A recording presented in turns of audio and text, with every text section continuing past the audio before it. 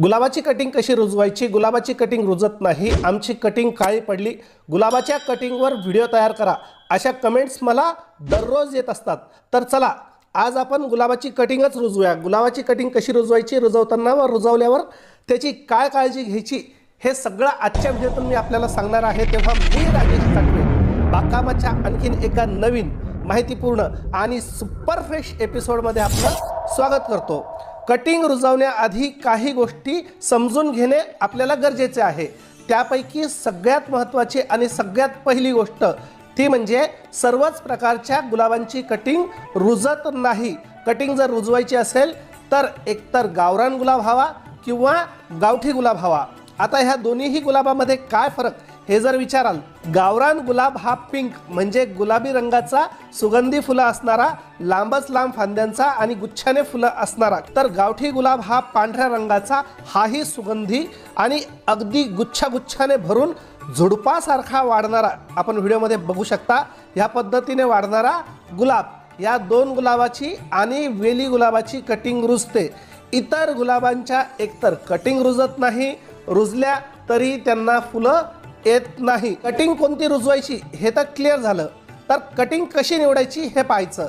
Cutting निवडताना आपल्याला cutting घेताना थोडीशी लांब कटिंग घेणं गरजेचं आहे, कारण त्यातूनच आपल्याला हवी असेल अशा जाडीची कट करून आपण कटिंग बाजूला काढणार आहोत। अगदी जाड, अगदी पातळ, अगदी थोराड किंवा अगदी हिरवीगार अशी कटिंग घेऊ नये। अशा कटिंग सहसा सक्सेस होत नाही। मध्यम आकाराची, खूप जास्त जाड नसलेली आपण कटिंग घेणार आहोत।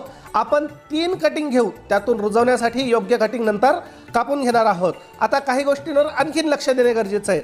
जसं कटिंगच्या वरचा जो भाग आहे, कोवळा भाग असेल, हिरवा असेल, तो कट करून टाकावा, हा आपण कट करतोय।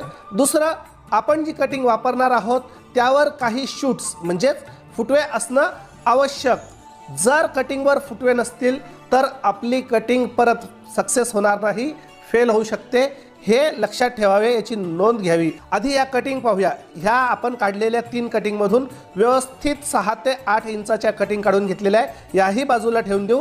सगळ्यात आधी माती घेऊ। जर पोयटा माती असेल तर सगळ्यात चांगलं, अन्यथा आपल्या बागेमध्ये ज्यात आधी झाड लागलेलं होतं अशी माती घ्यायची। अशी माती मोकळी असते, भुसभुशीत असते, त्यामुळे ती माती जास्त चांगली। अगदी चिकट, काळी किंवा लाल माती नको। आणि माती थोडीशी मोकळी करू, आपल्या हातानेच ही माती आपण मोकळी करणार आहोत। मोकळी केल्यानंतर यामध्ये आपण 1/4 कोकोपीट आपल्याला मिक्स करायचं आहे। कोकोपीट ओलावा धरून ठेवतं, माती मोकळी ठेवतं, माती नरम ठेवतं, माती भुसभुशीत ठेवतं। त्यासोबतच अगदी व्यवस्थित कुजलेलं शेणखत, जितकं आपण कोकोपीट घेतलंय 1/4 भाग, तितकंच आपल्याला शेणखत देखील यामध्ये मिक्स करायचं आहे। परत आपण माती एकजीव करू आणि हे आपण आपल्या कुंडींमध्ये भरूया। मी 3 कटिंग रुजवणार आहे आणि त्यासाठी 3 वेगवेगळ्या कुंड्या मी घेणार आहे। आपल्याकडे जर कुंड्या नसतील तर आपण एकाच कुंडीत रोपं तयार करून नंतर त्यांची योग्य पद्धतीने वाढ झाल्यानंतर त्यांना वेगळ्या कुंडींमध्ये रिपॉट करू शकता। ठीक आहे, तर आता ह्या 2 छोट्या कुंड्यांमधली पॉटिंग झालेली आहे। आता मोठ्या कुंडीमध्ये आपण तळाशी खापराचे तुकडे, विटांचे तुकडे टाकू। हे टाकायलाच हवं असं काही नाही, पण मी नंतर म्हणजे रिपॉटिंग करणार नाही, त्यामुळे आत्तापासूनच त्याचा बंदोबस्त करून ठेवतोय। आता यामध्ये आपण तयार केलेलं हे पॉटिंग मिक्स पूर्णपणे आपण भरून टाकू।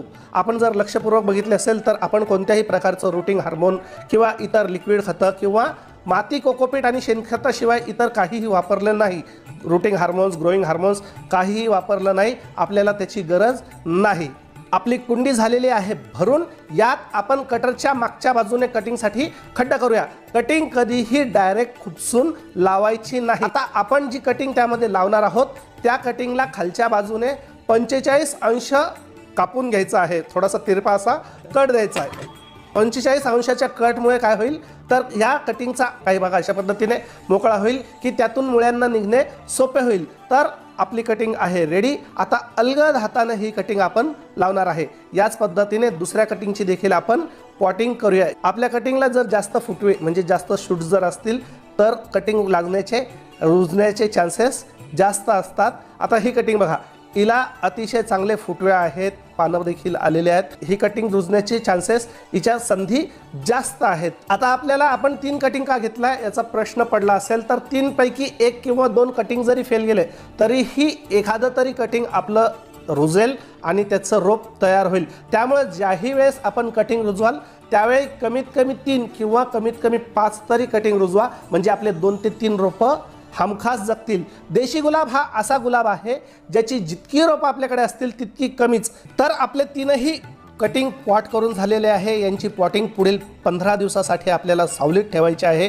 जोपर्यंत यांना व्यवस्थित फुटवे फुटणार नाही तोपर्यंत ते पूर्णपणे आपल्याला सावलीतच ठेवायचे आहे। नंतर थोडंसं कोवळं ऊन मिळेल अशा ठिकाणी आपल्याला ठेवायचं आहे। तसंच एका मोठ्या कुंडीला आपण प्लॅस्टिकची कॅरी बॅग लावणार आहोत। ही कॅरी बॅग या पद्धतीने लावणार आहोत जेणेकरून या मातीमधून तयार होणारी ह्युमिडिटी आपल्या रोपाला अधिक फुटवे आणि आलेले फुटवे वाढवण्यास मदत करेल।